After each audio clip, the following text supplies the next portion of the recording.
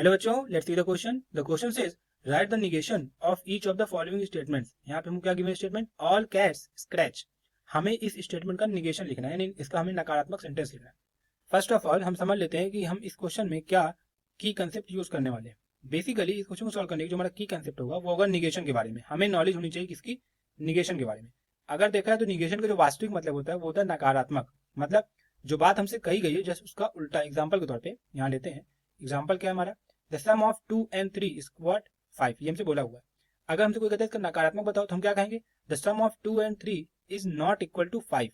यानी ये हो गया हमारा क्या, ये हो गया हमारा स्टेटमेंट और ये हो गया उसका हमारा निगेशन। निगेशन का मतलब ये होता है नकारात्मक, यानी जो बात हमसे कही गई जस्ट उसका हमें उल्टा करना। ये हो गया हमारा निगेशन लिखने का तरीका।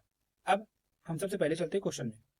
तो क्वेश्चन में क्या गिवन है यहाँ पे, स्टेटमेंट यहाँ गिवन है हमको ऑल कैट्स स्क्रैच, यानी ये हमसे बोला हुआ है। अब हमें इसका उल्टा लिखना है, नकारात्मक।